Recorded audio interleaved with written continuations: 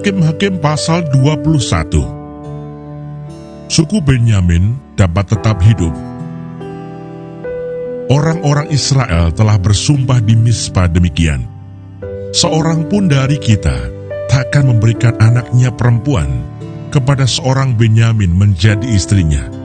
Ketika bangsa itu datang ke Betel dan tinggal di situ di hadapan Allah sampai petang, maka mereka pun menyaringkan suaranya, menangis dengan sangat keras, katanya, "Mengapa ya Tuhan Allah Israel, terjadi hal yang begini di antara orang Israel, yakni bahwa hari ini satu suku dari antara orang Israel hilang."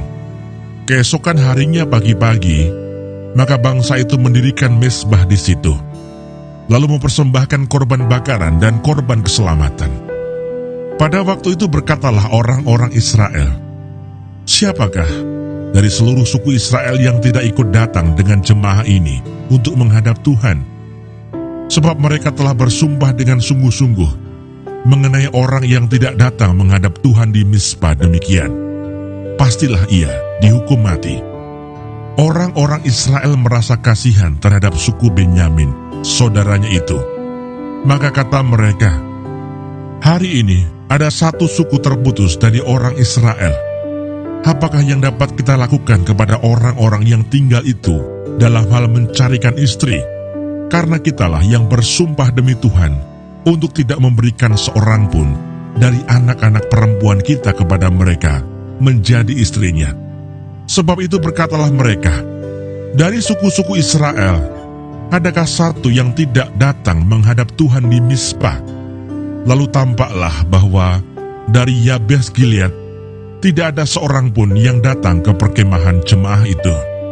Lalu diperiksa jumlah bangsa itu, dan tampaklah tidak hadir seorang pun dari penduduk Yabes Gilead.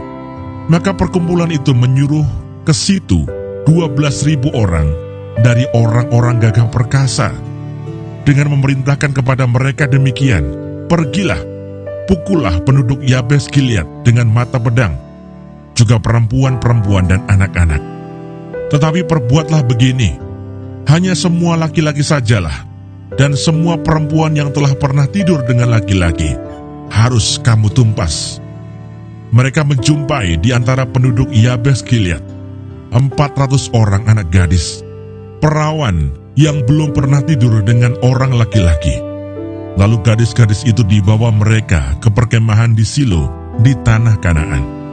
Sesudah itu segenap umat itu menyuruh orang membawa pesan kepada Bani Benyamin yang ada di bukit Batu Rimon, lalu memaklumkan damai kepada mereka. Pada waktu itu kembalilah suku Benyamin, dan kepada mereka diberikan perempuan-perempuan yang telah dibiarkan hidup dari antara perempuan Yabes Gilead.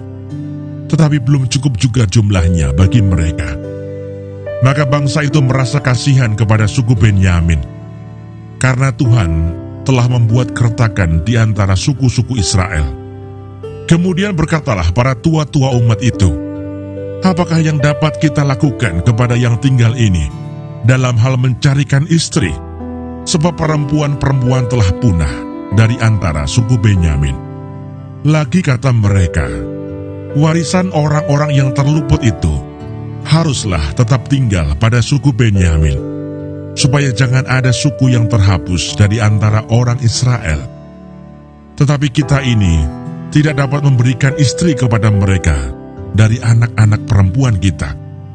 Sebab orang-orang Israel telah bersumpah demikian, terkutuklah orang yang memberikan istri kepada suku Benyamin." Lalu kata mereka pula, "Setiap tahun ada perayaan bagi Tuhan di Silo, yang letaknya di sebelah utara Betel, di sebelah timur jalan raya yang menuju dari Betel ke Sikem, dan di sebelah selatan Lebona."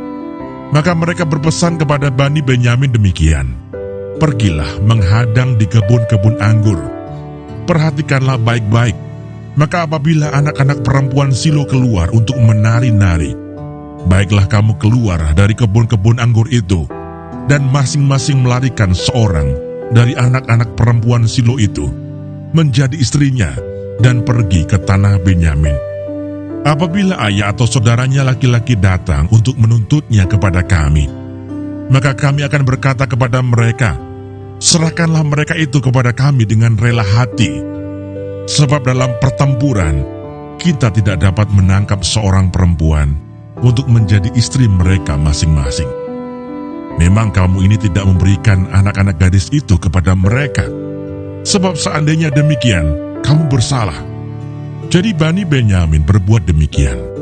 Dari gadis-gadis yang menari-nari, yang dirampas itu, mereka mengambil perempuan.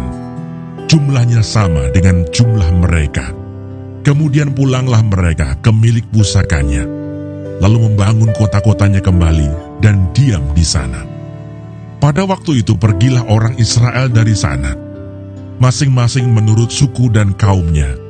Mereka masing-masing berangkat dari sana ke milik pusakanya. Pada zaman itu, tidak ada raja di antara orang Israel.